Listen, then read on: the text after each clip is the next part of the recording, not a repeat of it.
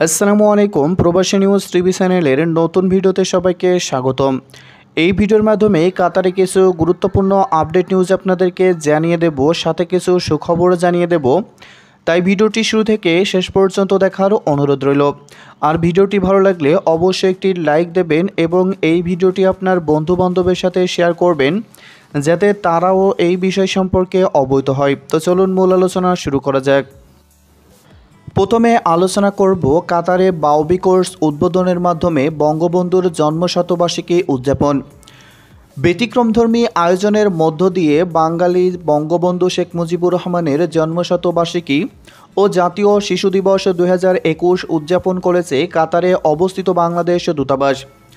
শিক্ষাক্ষেত্রে বঙ্গবন্ধু শেখ মুজিবুর রহমানের অসামান্য অবদানের কথা স্মরণ করে এই বিশেষ দিনে কাতারে উন্মুক্ত বিশ্ববিদ্যালয় কোর্সের ভার্চুয়াল উদ্বোধনী অনুষ্ঠান অনুষ্ঠিত হয়। বুধবার স্থানীয় সময় সকালে দূতাবাস চত্বরে আনুষ্ঠানিকভাবে জাতীয় পতাকা উত্তোলনের মাধ্যমে দিনের কর্মসূচি সূচনা করে রাষ্ট্রদূত মোহাম্মদ জসিমউদ্দিন। এরপর বঙ্গবন্ধুর প্রতিকৃতিতে ফুল অর্পণ ও কেক কাটার মাধ্যমে শ্রদ্ধা জানানো হয়। এছাড়া কোভিড-19 স্থানীয় বিধিনিষেধ মেনে সীমিত পরিসরে মহান নেতার জীবন ও কর্মের উপর দূতাবাসে এক আলোচনা সভার আয়োজন করা হয়।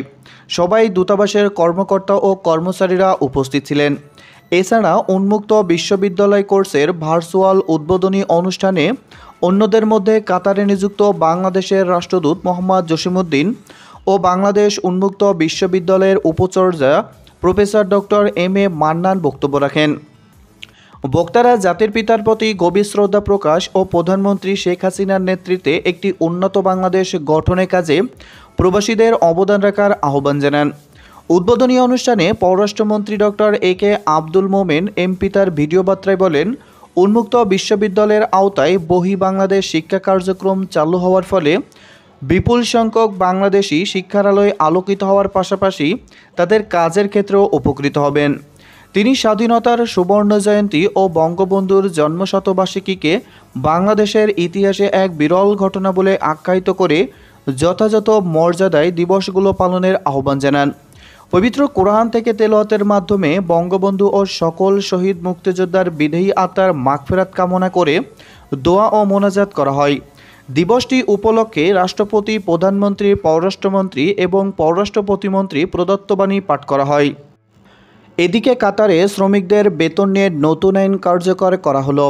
কাতারে বিদেশি শ্রমিকদের জন্য নতুন সর্বনিম্ন বেতনের আইন কার্যকর হয়েছে। আজ 20 মার্চ থেকে এই আইন কার্যকর করা হলো। গত 6 মাস আগে কাতারের আমির এই আইনের অনুমোদন দেয়। অনুমোদনের 6 মাস পর এটি কার্যকর হলো। শ্রমিকদের সর্বনিম্ন বেতন বাড়িয়ে 1000 রিয়াল করা হয়েছে। এর সাথে থাকা ও খাওয়ার জন্য 12 রিয়াল দিতে হবে। যদি কোম্পানি শুধু থাকার ব্যবস্থা করে তবে খাওয়া ও মূল বেতন মিলিয়ে সর্বনিম্ন 1300 রিয়াল দিতে হবে।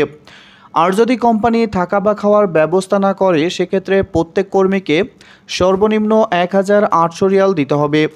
এই আইন কার্যকর হওয়ার ফলে পুরনো আইন ও পুরনো বেতন বাতিল হলো, বরং বেতন ও নিজের থাকা খাওয়া সহ মোট 1800 রিয়ালের কম বেতন পেলে যে কোনো শ্রমিক শ্রম আদালতে মামলা করতে পারবেন। করব কাতার প্রবাসীদের জন্য নতুন নির্দেশনা। কাতারে কর্মরত অভিবাসীদের জন্য বাধ্যতামূলক করা হচ্ছে হেলথ ইন্স্যুরেন্স বা স্বাস্থ্য বীমা। কাতারে অভিবাসীদের নতুন আকামা বা আইডি ইস্যু এবং পুরনো আকামা বা আইডি রিনিউ করতে লাগবে স্বাস্থ্য বীমা। একই আইন মানতে হবে পর্যটক ভিসায় যারা কাতারে আসবেন তাদেরও। স্বাস্থ্য বীমা থাকলে চিকিৎসার প্রয়োজন হলে অভিবাসী ও পর্যটকরা পাবেন বিনামূল্যে চিকিৎসা সেবা। অসুস্থ অভিবাসীর চিকিৎসার ব্যয় বহন করে ইন্স্যুরেন্স কোম্পানি। সম্প্রতি এই আইনটি কার্যকর করা হবে বলে আলোচনা করেছে কাতারের শুরা কাউন্সিলর। এদিকে আইনটি কার্যকর হলে প্রত্যেক প্রবাসী বাংলাদেশির হেলথ ইন্স্যুরেন্স বা স্বাস্থ্য বীমা করা থাকলে বিনামূল্যে স্বাস্থ্যসেবা পাবেন বলে মনে করেন প্রবাসীরা। কাতার প্রবাসী ব্যবসায়ী হাসান মাহমুদ বলেন, কাতার সরকারের নতুন নিয়মে প্রবাসী বাংলাদেশিদের জন্য ভালো হবে। প্রত্যেক প্রবাসী বাংলাদেশিদের উচিত আইনটি কার্যকর হলে স্বাস্থ্য বীমা করে নেওয়া। কাতার প্রবাসী দিলীপ কুমার ছোটন বলেন, স্বাস্থ্য বীমা থাকলে প্রত্যেক বাংলাদেশিরা বিনামূল্যে চিকিৎসা সেবা পাবেন। যেহেতু কাতার সরকার আইনটি করতে যাচ্ছে সেটা আমাদের মেনে চলতে হবে।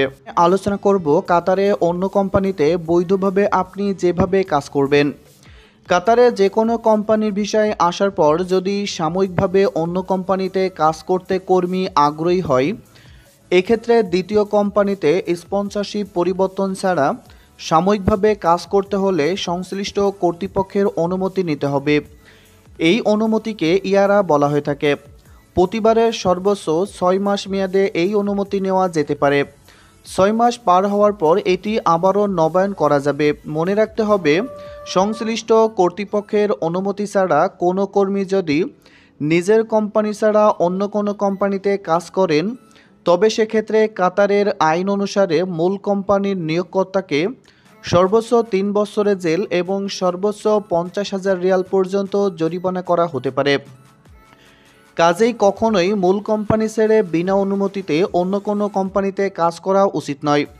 ধরা যাক একজন কর্মী একটি কোম্পানিতে কাজ করছেন, এই কাজের পর অবসর সময়ে তিনি অন্য আরেকটি কোম্পানিতে কাজ করতে চান, সেক্ষেত্রেও সরকারি কর্তৃপক্ষের অনুমতি নিয়ে অন্যত্র কাজ করার সুযোগ নেওয়া যাবে। তবে এই ব্যাপারে সরকারি কর্তৃপক্ষের অনুমতি নেওয়ার আগে নিজের মূল কোম্পানির নিয়োগকর্তা বা মালিকের অনুমতি নিতে হবে। উপরোক্ত বিষয়টি অনেকেই জানেন না, আবার অনেকেই জানলেও গুরুত্ব দেন না। ফলে দেখা গেছে এক কোম্পানির বিষয়ে আসার পর বিনা অনুমতিতে অন্য কোম্পানিতে দিনের পর দিন কাজ করে চলেছেন অনেক কর্মী। এই পুরো বিষয়টি বেআইনি এবং কাতারের আইনে অবৈধ। ফলে যখন এমন কর্মী নিজের কোম্পানি ছাড়া অন্য কোম্পানিতে কাজের সময় ধরা পড়েন, তখন ওই কর্মী যেমন সাজার সম্মুখীন হবেন, পাশাপাশি কর্মীর মূল কোম্পানির নিয়োগকর্তা বা মালিকও জেল ও জরিমানার মুখোমুখি হবেন। কাজেই যে কোনো অবস্থায় নিজের কোম্পানি ছেড়ে বাইরে অন্য কোনো কোম্পানিতে কাজ করতে হলে অবশ্যই ইয়ারা সম্পর্কিত কাগজপত্র তৈরি করে সংশ্লিষ্ট সরকারি কর্তৃপক্ষের অনুমতি নিতে হবে। এর ফলে একদিকে কর্মী যেমন নিরাপদভাবে অন্যত্র কাজের সুযোগ পাচ্ছেন, তেমনইভাবে কর্মীর মূল কোম্পানিও সব ধরনের বেআইনি কর্মকাণ্ড থেকে মুক্ত থাকছে।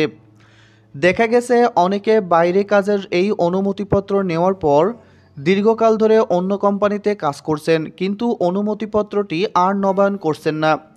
এটিও কাতারের আইন অনুসারে অবৈধ। প্রতি 6 মাস পর যখন অনুমতিপত্রের মেয়াদ শেষ হয়ে যাবে, তখন পুনরায় সেটি নবায়ন করিয়ে নিতে হবে। তবে এক্ষেত্রে মনে রাখা ভালো, যদি কর্মী দীর্ঘস্থায়ীভাবে নতুন কোম্পানিতে কাজে আগ্রহী হয়ে থাকেন, তবে সেক্ষেত্রে ইয়ারা বা অনুমতিপত্র না নিয়ে একেবারে স্পন্সরশিপ পরিবর্তন করে নতুন কোম্পানিতে কাজে যোগ দিতে পারেন। তবে সেক্ষেত্রে প্রথম কোম্পানির সঙ্গে চুক্তিপত্র বাতিল বলে গণ্য হবে এবং নিয়োগকর্তার সম্মতি সাপেক্ষে তিনি অন্য কোম্পানিতে যোগ দিতে পারেন। জীবন জীবিকার তাগিদে যারা কাতারে আসেন তাদের অনেকেই একটু ভালো আয়ের আশায় কিংবা বাড়তি আয়ের আশায় অন্য কোম্পানিতে কাজ করতে আগ্রহী হতেই পারে। এই স্বাভাবিক বিষয়টি মাথায় রেখে কাতারের শ্রম আইনে যে সুযোগ রাখা হয়েছে সেইভাবেই এটি গ্রহণ করা উচিত।